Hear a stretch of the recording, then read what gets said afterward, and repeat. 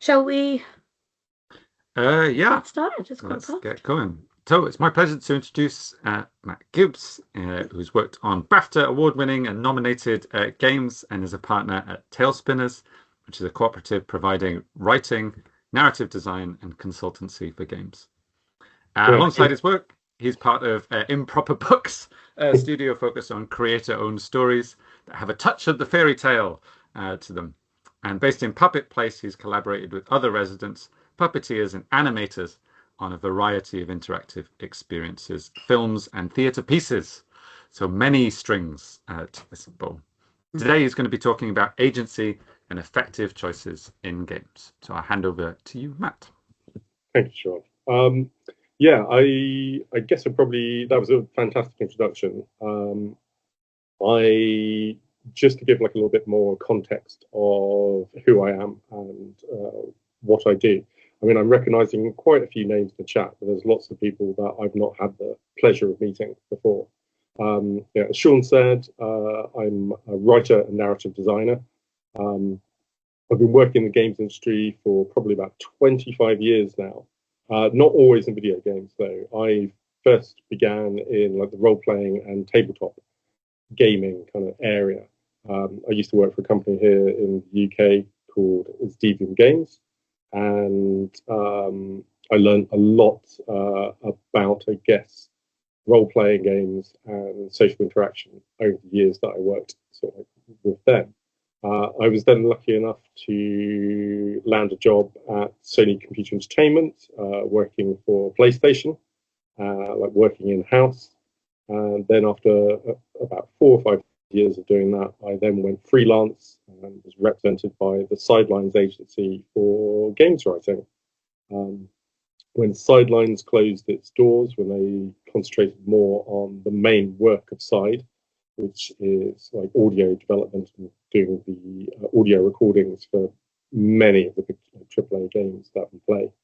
I was like a freelancer on my own for a while before joining Talespinners. And Talespinners basically is we're a small cooperative of games writers, yeah, offering kind of various kind of like solutions, writing and narrative sort of design solutions to clients all around the world. But yeah, so today we're going to be talking about agency and effective choices in games. And I think a lot of what I'm going to say is going to build upon what Steph and Sean have already presented. Um, but I'll be coming at it from the point of view of somebody who's been working in the games industry. And as they said, particularly when it comes to conversation and dialogue, it's something which we all learn quite naturally and understand the rules of, and probably sort of like apply it to our work as kind of like writers with without actually knowing sort of like the full nuts and bolts of it, as like Stephen Shaw went into sort of like earlier. But if we begin, the first thing I would like to talk about is agency. And yeah, as Stephen Shaw pointed out, there is a huge debate about what agency is. It's different between different disciplines, and even within disciplines, we can't seem to agree upon it. But as kind of like writers and narrative designers, we tend to talk about agency a lot. And we recognize that character agency is vital across a variety of creative mediums. But what do we actually mean by it? It as I said, there's like a huge range of definitions.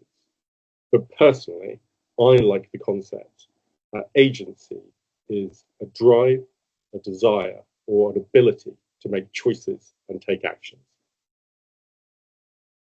For most stories, some level of characters having this agency is essential. Um, Folk like audiences don't really engage with passive characters. We don't like to see people buffeted along by events. We don't like to see the character being like almost dragged along by the plot with things happening to them without them choosing a path. This is especially sort of like so when you have like we see these characters having no control over those like events. We just basically following them, seeing them suffer, and instead we like to see characters make decisions, and those decisions don't have to be good. They can be bad as well. But what we like to see is people making a choice and then dealing with the consequences of it. And I think that comes from the fact that as human beings, we engage with others and the world around us through the stories that we tell. We kind of seek, kind of crave meaning through understanding and by questioning the actions and motivations of others. We ask ourselves, what would I do in their shoes? And games in particular, along with many other kind of like mediums, I think, help us answer those kind of questions.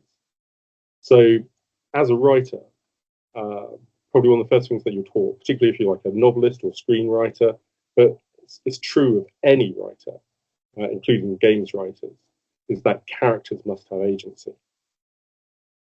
But we're in this very odd place with games. Games are strange in that our job is so much harder in a character having agency as we don't have control. In the actual moment of the game, even if we've planned it all out, we've like written the game, we've designed the narrative, we understand what we want from the character's agency that we've created, or from the story in particular that we're trying to put forward, we are handing over that control, we're giving that control to the player. And it's, I mean, ultimately, in all mediums, it is the audience that defines their relationship to the work. So when we read a book or we watch a film, we do so through the lens of our own experience, whether that's cultural, educational, political as well, etc. But when we engage with a book or we're watching a film, in many ways those mediums are static. It's like a one-way conversation of themes and ideas, even though we're interpreting what has been put in front of us. With games, however, we're having to center that agency while leaving it open for the player to curate their own experience, take it in the direction that they want to explore. And this is especially true given that there's various different ways that a player will engage with a game. They may take on a pre-made character, such as Lara Croft or Joel and Ellie in The Last of Us. And in a way, it is the player putting on a mask and getting to role play as that character, to take on the background, the likes and dislikes, the way that that character potentially sees the world. Alongside this, there's many games that allow you to create your own character. Games such as Skyrim or the non-origin characters in Baldur's Gate 3 enable you to basically create an empty vessel, which through the act of playing the game, through role-playing that character as they progress through the story which you're curating, you fill.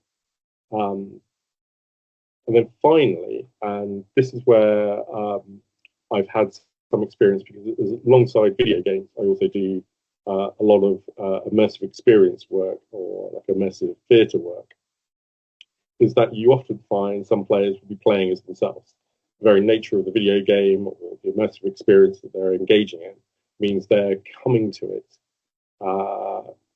just as them, and being invited to step into this place and play. But weirdly, even within that, people tend to wear some form of mask. We all present different facets of ourselves to each other. And when you're invited into those spaces, you're often putting on like a gameplay mask, whether that be cooperative or competitive, or in the case of like TV shows like The Traitors, there's a lot of different masks being put on by people in shows like that. However, in all of those three different ways that we might approach games, arguably the player should have control. They should be able to decide what to engage with or not, and they should be able to make those decisions whether to power through the story, just following the main quest line, ignoring everything else, or ignoring the main storyline and exploring all the side quests, exploring the wider world. And they should be allowed to react to and direct the unfolding story in a manner that allows them to present their character. So, as games writers, we need to give up control in a way that empowers the player. And in that respect, it becomes a two-way conversation in some respects. At least it can be perceived as a two-way conversation. So, with all of that said, there is a huge aspect of creating video games and offering players choices where we come into the realm of what actually is reality and what is illusion. If we're empowering the player with actual agency, or are we actually empowering the player with an illusion of agency? Do they really have control? It's something which I think is quite often accepted in the games industry, that we can only create the illusion of agency, as it's impossible to make a game that is expansive enough to cover every possible circumstance, every interaction, every conversation variable or way of dealing with a situation. The cost would be exorbitant. And yeah, the development would go on forever. It'd be like this kind of like nightmarish Sisyphean task of trying to, recreate all the possibilities of reality within the game. So, given all of that, one of the main questions I think is often asked is the illusion of agency enough? And personally, I would say yes. I would answer that question in the affirmative. But I also think it might be the wrong question to ask. I think a different question, how much agency is enough, is probably more pertinent to the actual conversation. As Steph Sean touched upon earlier, in real life, we actually don't have unlimited choices in a given situation, particularly in conversation, due to the rituals and the societal kind of like norms around us. And that goes beyond just conversation. I mean, due to the social and cultural conventions and agreements that we all adhere to, like the rules and laws that we've been almost indoctrinated into, have been like raised to follow, we find ourselves in a system that actually limits our choices quite a lot as what is perceived as acceptable behavior, even if whether we know we're doing it or not. And given that we respond to situations, we respond to conversations in very limited and predictable ways, I think, the core question should be, how much agency is enough? Many games present themselves as having more agency than they really do. But I think as long as the game has meaningful choices within the context of the situation, and that allows you as the player to define the path and the outcome, as well as explore your relationship to the game's world, I think that is enough. I think in that case, you are giving power to the player. However, when this does cause problems, cause dissonance, is when there's a feeling of a lack of agency. It's when that veil of illusion is lifted. especially for some players when they realise that no matter what option they choose, that X, Y, and Z, the consequences of whichever choice they make always play out in exactly the same way. And this basically just causes frustration. It causes kind of dissonance. It causes disconnect with the game, particularly if they've been sold on having agency, having choice. So I think it's vitally important that we shouldn't be tricking players, but inviting them to choose within the options that make sense to the context. And we should only invite them to choose when doing so leads to some result, even if it is only a very, very minor result. So, yeah. That all said, there is use in, for instance, offering some choices that might lead to the same outcome. Mentioning Monkey Island again is a very good example of having a range of really interesting and sassy options that ultimately lead to the same result, but gives the player opportunity to role play and be funny in the moment. However, is when seemingly different approaches, where you're presented with what appears to be different choices that have then no bearing on the outcome, that players will feel cheated, frustrated, and that dissonance will come into effect. So, with that said, there is an interesting area where dissonance can creep in to your game and your narrative, your approach to games writing. And I think that is the distance between the space between empowering the player and their character having agency. Different games, due to the genre and their design, allow for greater or less degrees of player agency and character agency.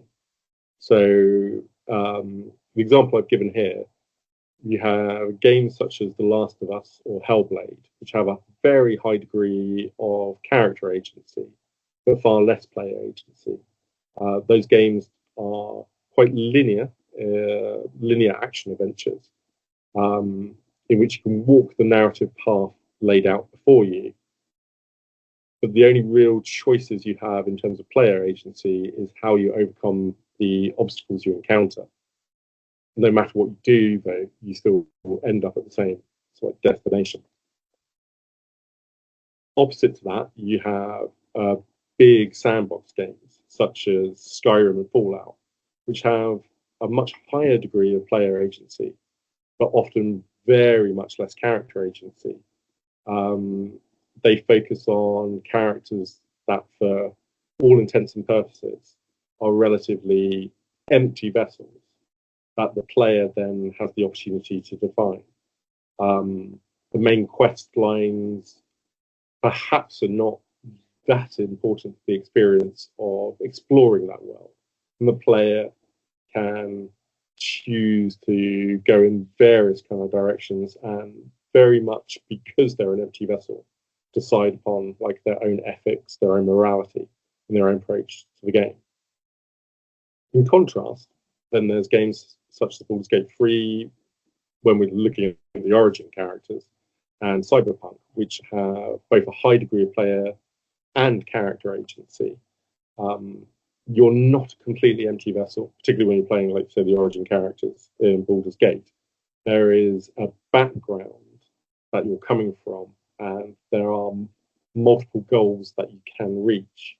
However, again, your choice of kind of ethics and morality along that will dictate which path you follow and where you'll end up. It will dictate what ending that you have, whether you self-sacrifice or become a dictator, various kind of things along those lines. And it's the same with Cyberpunk.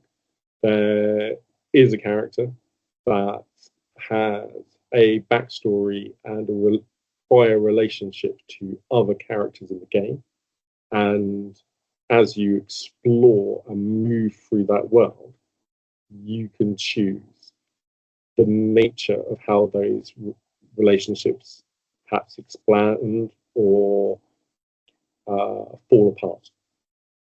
So yeah, it's really interesting, and it's not that like on this kind of like graph that I've kind of created, some games are better than other games. It's more a case of, I think when you're working on a game, you need to really understand what it is you're trying to get across in the narrative that you're writing, what you're trying to get across in terms of like the gameplay and the themes of what your game is about.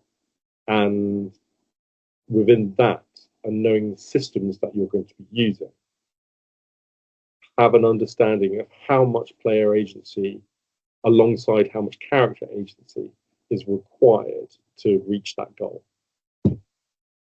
So I think the main thing to stress is not a case of player agency versus character agency, or that's a better way of saying it, player empowerment versus character agency, but how well each of those things aligns with the other within the narrative and gameplay. And if there is a tension between the choices that the player wishes to make and the choices the character would make, again, there's going to be dissonance and frustration.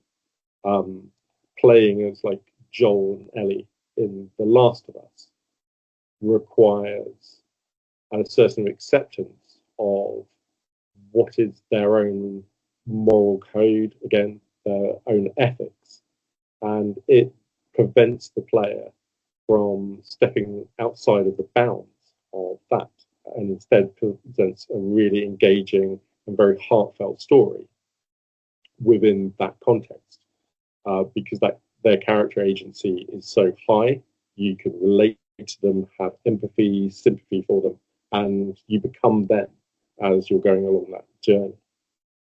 However, if like Joel completely, for instance, like turned on Ellie at a later stage in the game and just abandoned them, that would feel so out of character. It would cause such extreme distance and sort of like frustration, and break apart like the carefully woven together kind of narrative. I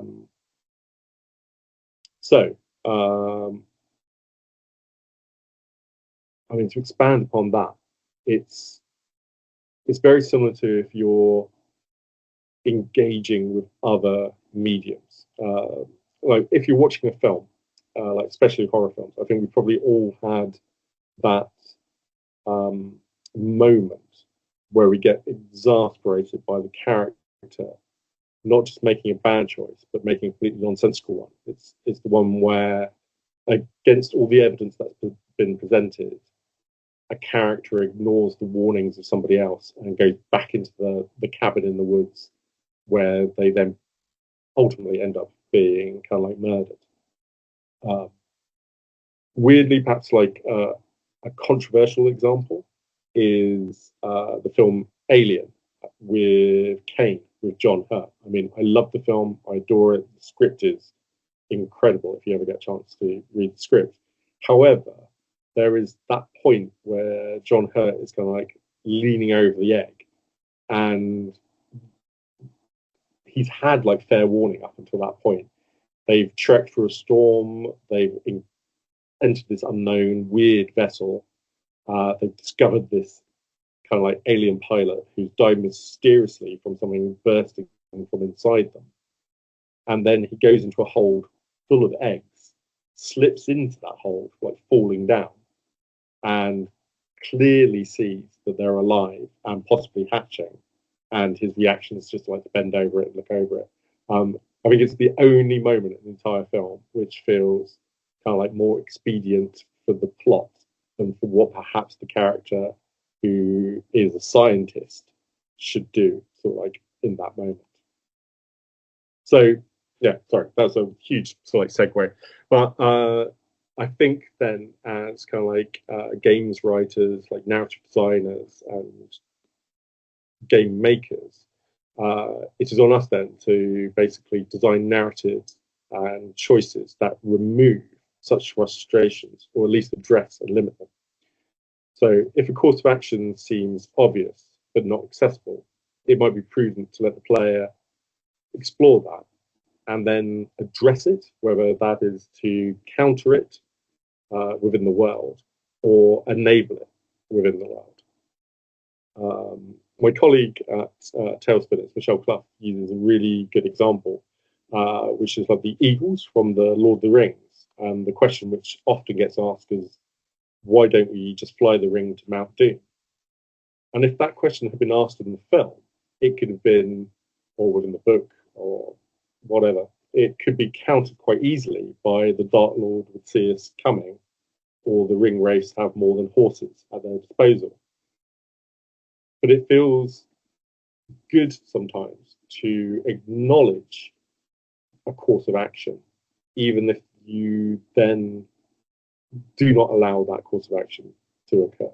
It feels good for the player to be able to go, oh, hey, but I would like to do this, and then have that explored and countered in a constructive way, rather than completely dismissed or left out. So the player spends the entire game or the entire experience of reading the book or enjoying the movie questioning. I guess probably like a really good example of this would be the work that we did at Talespinners for Blazing Griffin on Agatha Christie's Hercule Poirot, the first cases.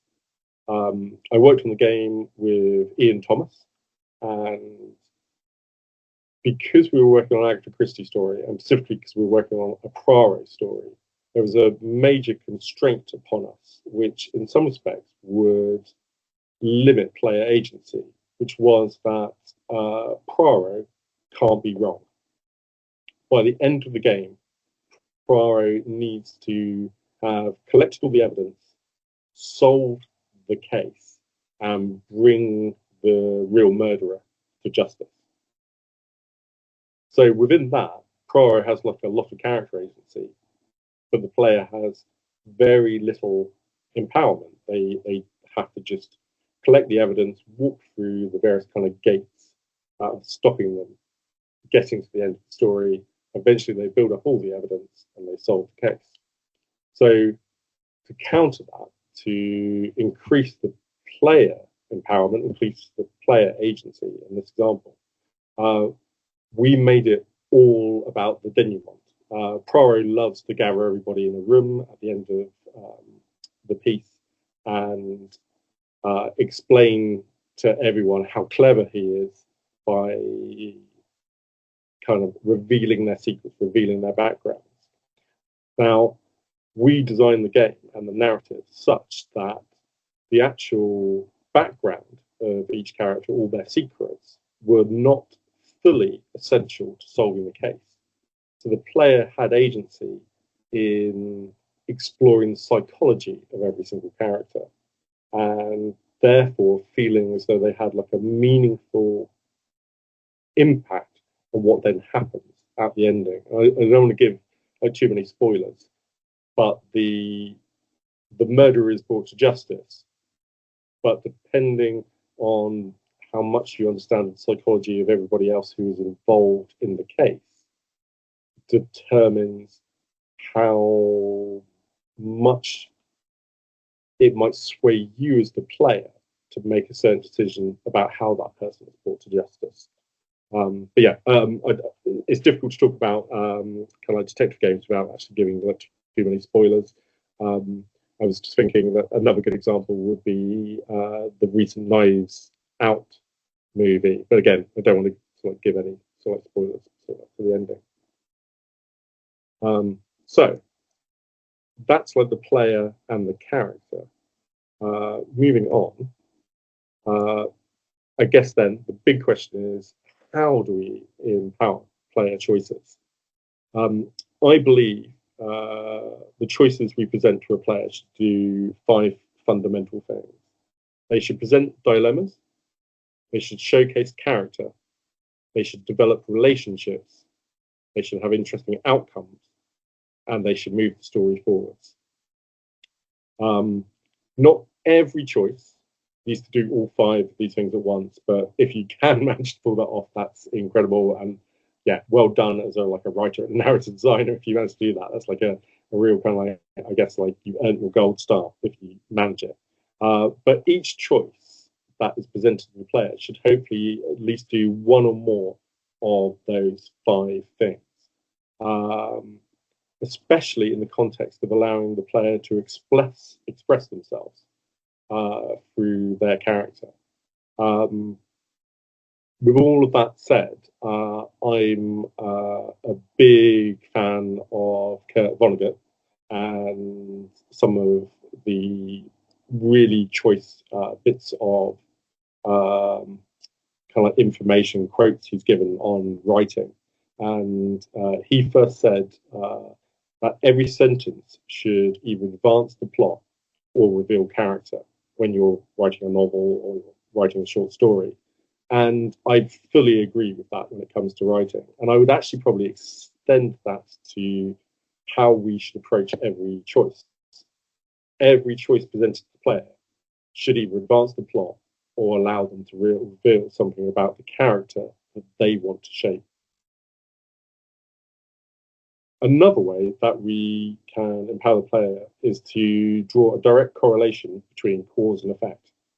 A thing I find really frustrating in games, things that my friends and other gamers that I know find frustrating games, is when they're completely blindsided by a choice. Actually, going back to Stephen Sean's talk earlier, the sign means death is a great way of kind of like putting this.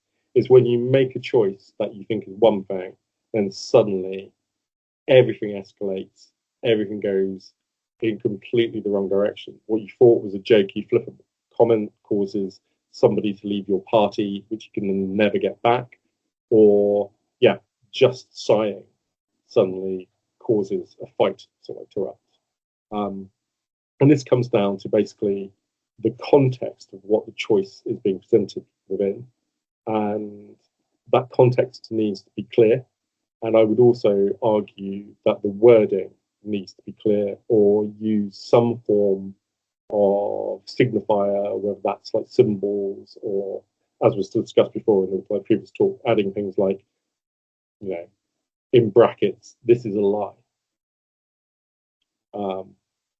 Worse still than it actually being kind of like misleading is when it is just so poorly written that it is impossible to fully define what it is the choice is going to do.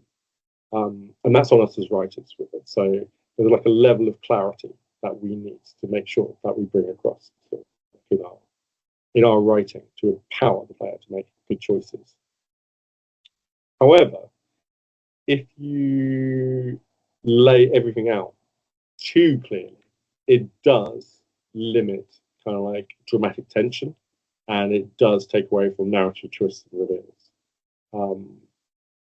So there's like a sweet spot here where I feel a certain degree of hidden information is fine, but that needs to be earned and emotional and then happen for a reason. And it needs to take place in a way that the player can piece it together after the event, that it is then fully and properly addressed so that they're given 20/20 hindsight. So there is room within choices not to have absolute clarity, to have hidden information, have a character potentially react in an extreme way that you weren't expecting, as long as then there is opportunity to perhaps repair that relationship, for example, or it's explained why the character suddenly blew up or was so angry at you sighing. I guess like some good examples of this would be from Baldur's Gate 3, where there are certain events that are timed events.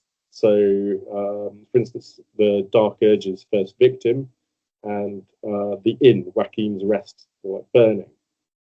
Both of those things happen on a timescale. Like, for instance, with like Dark Urge, the first victim is unavoidable. In the story, someone is going to die, and you're going to be the one that kills them. With Joachim's Rest burning, if you discover it and then decide just to walk away and ignore it, or you decide to take a long rest, you wake up from that rest to discover that the inn is completely burnt to the ground, and you've missed your opportunity to interact with that. But that's a choice that you've made. Both of those examples are dramatic, and in some respects are kind of like an example of that kind of hidden information and a choice being slightly obfuscated. But they work in very different ways. With the Dark Urge's choice, you've actually chosen to be the Dark Urge. So you've already kind of leaned into the idea of role-playing that path and either resisting or embracing the Dark Urge. With the inn, you're not expecting it at all. And some players do feel cheated when they wake up from sort of like the long rest, ready to tackle the situation, and discover that they're too late, that the inn is completely burnt to the ground. However, what that does then teach you is there are consequences to your choices.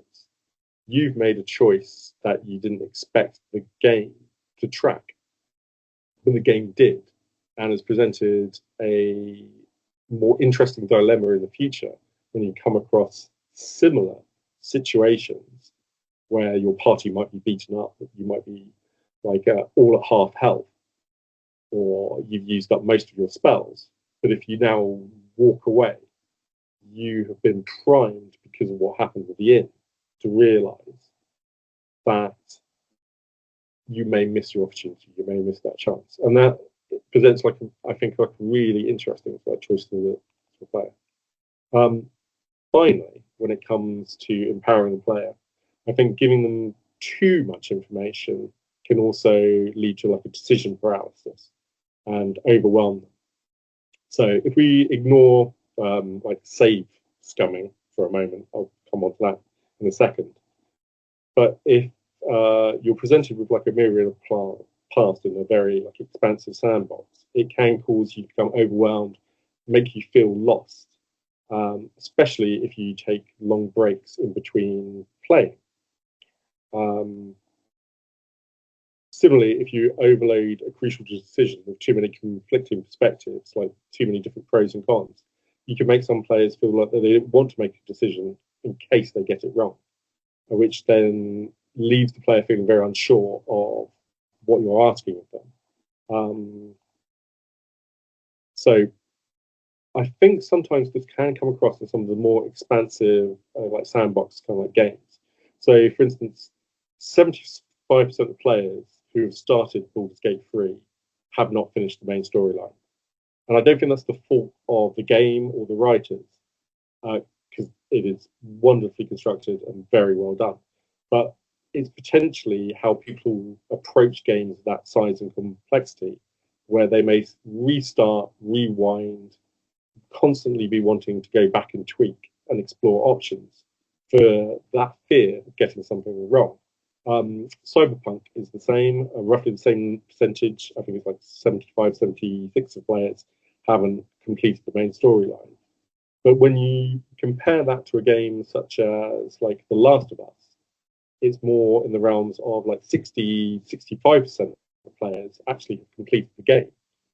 And that is possibly because the choices that is presented in that game, the player agency in that game, is much more focused and led by the character agency, and that your choices are more about how you deal with the puzzles presented to you, rather than diverging off in different directions, which you can very much do in Baldur's Gate 3. It's probably like an unfair like comparison. Like I think I'm kind of comparing like apples to oranges in this, but I do think there's something in this, and I think it is quite telling that the more expansive, branching narrative games tend to have a lower completion rate. So I mentioned save scumming just very briefly earlier. Just for those who don't know, it's where a player is just constantly saving the game, just in case a choice that they make might be wrong or they're not happy with. So they can then kind of like rewind and try again. And I don't think in some respects that's a bad thing. It's a way for the player to take control themselves. It allows them to fully empower themselves and explore all the different sort of paths. It's actually, in some respects, probably you could see it as like a compliment. They want to see how their choice affects the outcomes. However, going back to that idea of reality and illusion, I think what it does do is it can cause a lot of frustration because it allows the player to look very much like under the hood of the game and see that their choices may not actually matter. Because if they seem to make what they feel is two very different choices by going back to a previous kind of like save, and then the same event unfolds, they're going to feel kind of cheated, sort of like and lied to.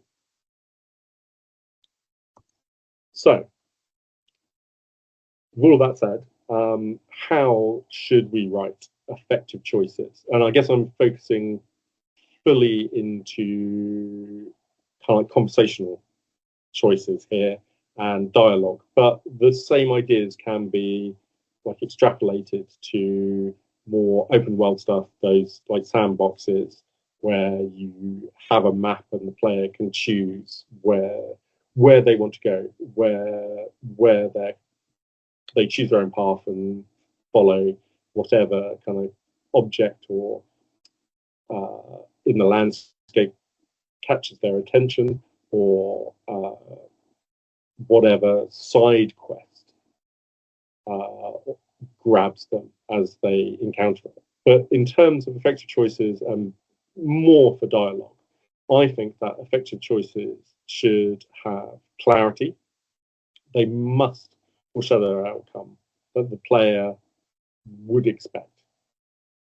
So it's very much that for the player that if they choose this, then this will likely happen. Effective choices should also have meaning. Dilemmas should be challenging and resonate with the player. I gave like Sophie's choice as an example on sort of like the slide, but it's not that every choice has to be that extreme or that difficult or that harrowing, but it does help if you position the choices you present to the player as being between, you know, the lesser of two evils, the greater of two goods, even choices between things or courses of action that potentially have equal value or merit. Because if you're presented with like a yes or no decision and everything is so clearly weighted one way or the other, it doesn't really have any meaning. I mean, and in that case, what is the point of actually allowing the player to decide in that situation? I'm kind of being devil's advocate here, because if the majority of players are going to pick option A instead of options B and C, for instance, it's more that you, as the writer, as the narrative designer, have probably already decided what should happen in terms of the character agency or in terms of the plot, in terms of the story that you've created. And you're probably presenting them with like the wrong choice. You're presenting them with the wrong dilemma. I also think effective choices should give you opportunity to role play. We should enable the player to be able to express their take on the character, either the character that they've fully created themselves or their take on someone such as Lara Croft, for example. Kind of building on that previous point of meaning. If the choice isn't a choice, if the vast majority of players are going to pick option A, would it not then be better to make options A, B, and C variations of the same response, variations of that option A? So, for example, changing the tone and intent of saying yes to someone, of accepting a course of action, from the player being eager to do so to being reluctant to do so, or to showcase that you're feeling coerced into doing that course of action. And finally, I think effective choices should offer the player control of the story.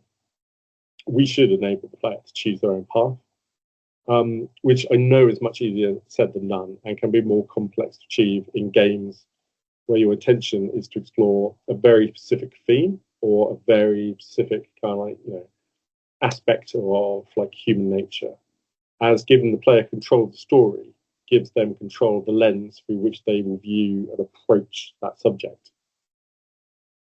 On top of this, so like alongside all this, there's like various kind of quirks of human nature, language and thought, like how our brains work. So, for example, being presented with a binary choice can feel very pressured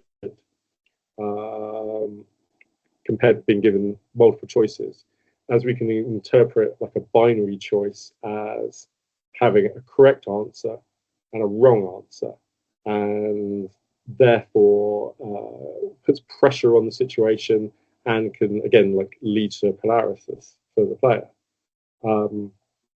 However, that said, there are points when, for dramatic reasons in a narrative, pushing for almost like a yes/no answer can be very effective. But I think it needs to be done within the framework and context of the wider situation and the conversation that's happening at that moment.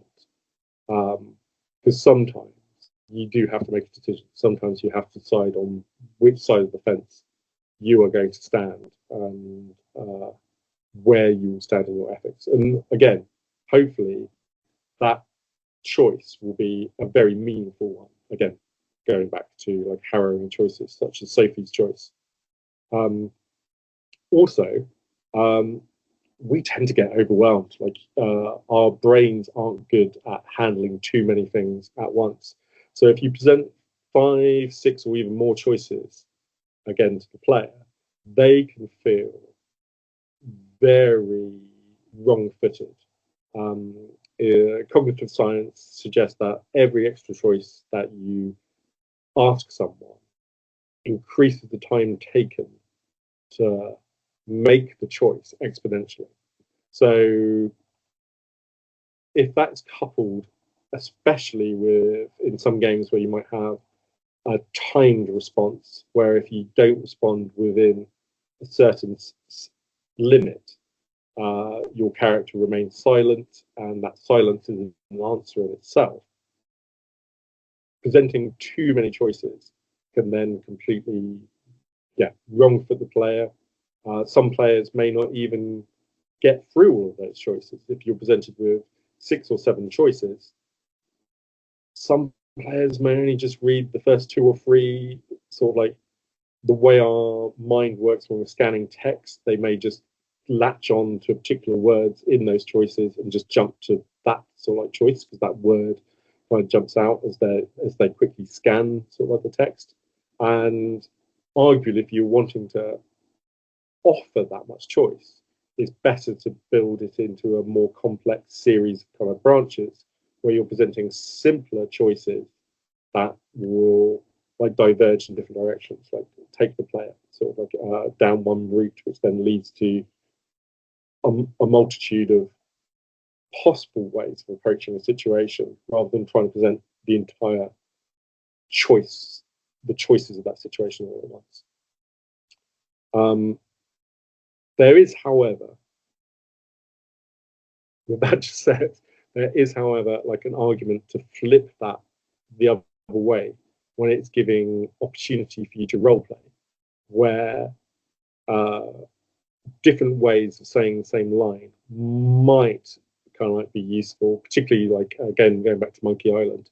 It's a lot of those responses are very funny. And because they're funny, players take the time to read all of them and enjoy choosing the one which they think is going to be the most hilarious in that kind of situation. So there is sometimes sort of like a reason to give kind of like more choice. But normally, I would say that is when the stakes are lower and it's an opportunity to roleplay. Finally, I guess like focusing on conversation. A good flow will therefore have opportunity to both direct it as well as having back and forth. And so you may not need choices at every stage. It's great to give the player fantastic options, but sometimes the best response is simply to be yes and. Very much like you would probably do it like in an improv kind of class, and it allows for a back and forth, sort of like between characters before then making a decision on the case or the argument just presented. So with all of this said, I would say that a really good thing to keep in mind is John Ingold did a beautiful like lecture at AdventureX on entitled Sparkling Dialogue, and in it he presented an idea of a response pattern of accept, reject, or deflect. And I'm not going to go into it like too much. I'd heartily recommend you to go and watch this video. It's available for free on YouTube, and also I would heartily recommend, if you can, get into AdventureX. It sort of like is a really, really good event. But the accept, reject, or deflect is basically a really good framework for presenting the player with three choices, which is either to accept the course of action being presented to them, reject the course of action being presented to them, or to deflect it and move on to something else. Kind of like buy yourself some time, like kick the subject into the long grass and try to not have to answer so directly. Just to let you know, Matt. Oh no, that. Oh, sorry. I'll talk. It's just to say, just time-wise, Yep. Oh, we're getting close. Yeah, cool. I obviously waffled a lot longer, sort of like than I thought, because I didn't think I had sort of much to say. So hopefully it's been interesting. I think after this slide, I can quickly go through sort of the next couple. I think to add to that, and it's something which has come out of the workshops that I've done with Steph and Sean, I would probably add like a fourth response, which is repair, into the mix, which is much more focused on repairing disagreements and deepening relationships with the character that you're talking with.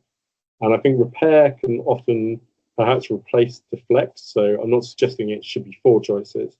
I still think 3 is a very good kind of sweet spot. But the emphasis of having repair as a 4th option to bring into the 3, I think, allows for a greater approach to conversations. Given how much time we have kind of left, I'm going to quickly rattle through the next few slides, which I think is probably going to be very familiar to most sort of like games writers and narrative designers. So it's something which we all know, really. So tone and style. When we're writing effective choices, the way those choices are presented are going to be dictated by the tone and style of the game. I think there are 3 broad approaches to that. You can be very specific and colloquial, as in it is the actual character kind of speaking. Again, Monkey Island, really good example kind of this. You are presenting the words that will come out of the character's mouth. Alongside this is being a bit more general and broad, which allows for characters to be more of that empty vessel, because you're not defining how they speak, the patterns in which they speak. It is more relevant to games such as Skyrim or Fallout. So you're giving the opportunity for the player to have agency and say what they want without dictating how they say what they want. So you're dealing with broader concepts. And then finally, I think there is room for completely abstracted, which just focuses on the intent and not the actual word spoken. And this can even be replaced with signs or symbols, or you, for instance, could even, if you taught the player the language, you could even create your own kind of new words, your own, fully your own kind of language for them to interact with. And it would then allow them to engage with others in a very abstracted kind of like way. I guess a game, like an example of this, actually is probably like a Journey, where you can just sing a note to another player, but that note is always slightly different and looks slightly different above your head, and they can just sing a note back to you. And that's all you can really do. You can just chirp at each other. But it's really interesting how by just chirping at each other and moving the character in the 3D landscape, you can communicate what you're trying to do in a partnership. And there's aspects of that game, obviously, that work better when you're in a group. But whatever you do, whatever the tone style, you need to be sort of consistent. And you should do that to avoid confusion. You shouldn't teach the player one thing and then completely pull the rug out from under their feet by changing up the style, sort of like in which you're kind of like presenting choices, especially like dialogue. And I actually think pithy and concise is preferable, especially sort of like if there is like a timer. Structuring the dialogue is incredibly important. So the plot and structure branching narratives, it's like conversation trees can get incredibly complex, but plotting them out beforehand is probably the best thing to do. You don't need to necessarily write the dialogue. You just need to get an idea of what all the different responses would do. And using software such as Twine, Ink, RT Draft is always going to make your life easier, either in doing that or in using software such as like Miro, or using pen and paper just to plot everything out. When you're plotting stuff out, I would suggest working out a few golden paths that you want to follow. So golden paths, whether it's in the wider narrative or even within the conversation, that lead to the different outcomes you would like to explore and allow the player to follow. And then within that, you can work out how you can loop those conversations, link those conversations, jump between them, as well as working out how to prune back that expanding tree to bring it back into kind of like by gating things, by bottlenecking, so like the branches, by bringing it all back together. So you can hit important emotional and narrative beats of the game that you're creating, or the story that you're creating, or the immersive experience that you're creating, where you're bringing all the disparate strands back together to reach a specific climax before then allowing the choices to expand out again. And within that as well, the planning is really important because it allows you to get an idea of what the game engine can do, or the system which you're using for like the immersive experience that you're creating can do. And it allows you to work out what you can track and what variables are important in terms of, again, presenting the player with effective choices and keeping track of the choices that they've made, so you can then reward their decisions later on, even if it's only like a minor payoff. You're acknowledging that, hey, we've seen that you wanted to make this choice, and therefore this happens later on in the story. So yeah, state tracking, which is a whole other thing which I think I could dive into, is incredibly important. And we tend to have keywords to do that.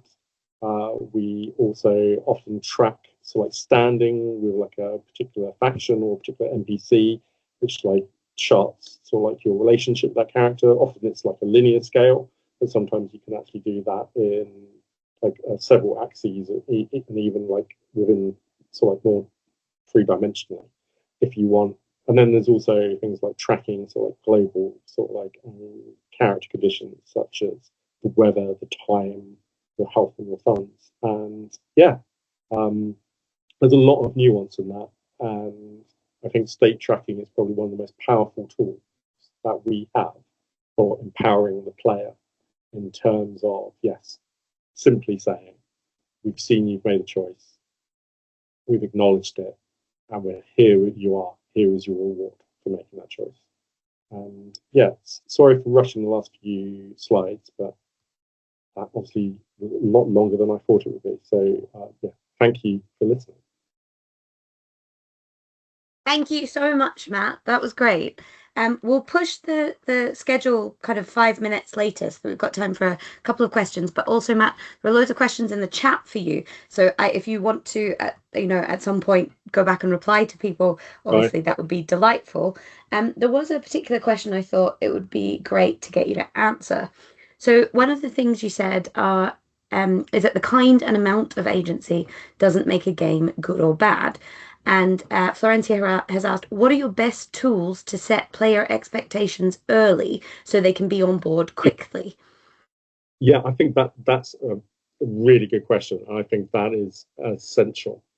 Probably the best way to do it is to offer low stakes situations where you set up how you can interact, particularly if it's like a game which has got like a lot of options in terms of like conversation. So by allowing the player to explore some very early conversations which have like low stakes, they will get used to the pattern of the game. They'll get used to the engine, and they'll get used to the gameplay. Actually, going back to Baldur's Gate 3 and Joaquin's Rest, I think that's like a really, really good example of teaching the player that their choices have consequences in a low stakes way. If you do go to sleep, take a long rest, and you wake up to discover the inn is burnt down,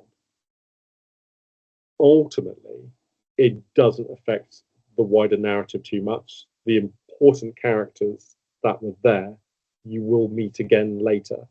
They may have a slightly different view of you based on whether you actually turned up the inn, braved the fire, saved some people, but it doesn't remove them from the story.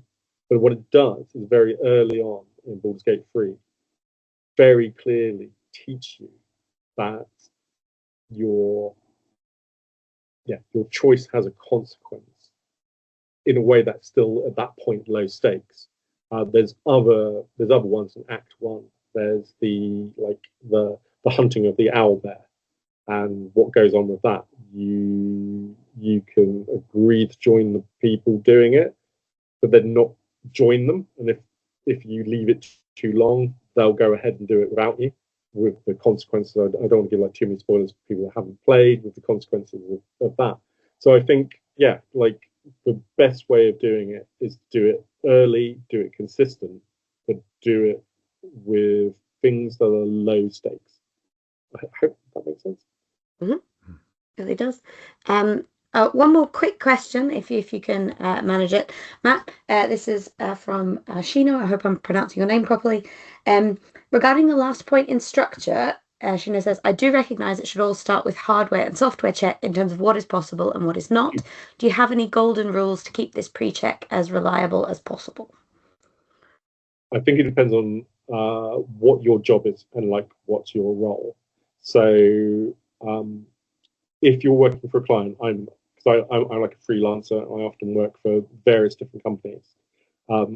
Every single games developer has a different system, even if they're using like an off-the-shelf piece of kind of like software, how that integrates and connects with the game that they're trying to make is going to be different.